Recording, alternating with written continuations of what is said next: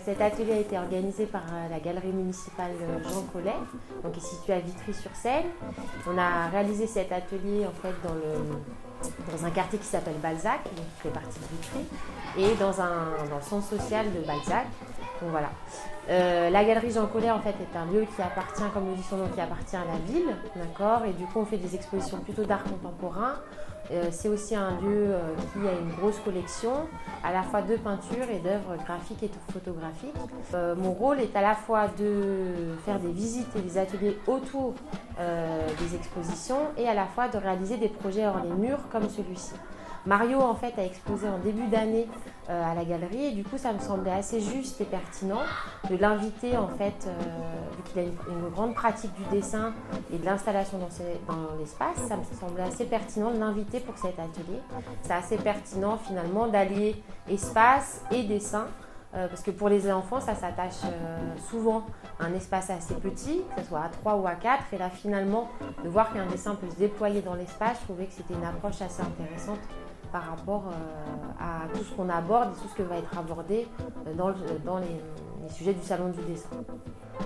Je fais ce travail d'atelier en sortant d'un musée ou dans un musée ou dans les ateliers privés et publics. Souvent, moi, pour mon travail, ça me sollicite énormément d'utiliser différents types de matières et travailler avec les gens, faire des œuvres collectives.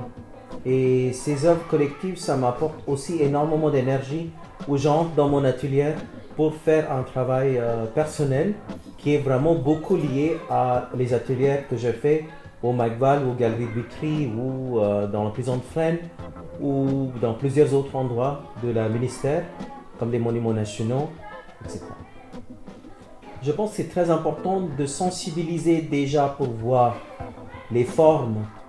La poésie, je pense que si la mathématique était dit que c'était poésie, je pense que je pouvais apprendre mieux. Je pense que mon rôle d'être un artiste, c'est aussi apprendre avec eux et faire une œuvre qui est transformée avec des énergies des autres. Je pense qu'un médiateur est très important comme un artiste.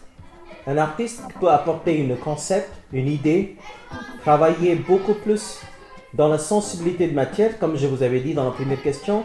L'artiste a compris une matière et il va transmettre.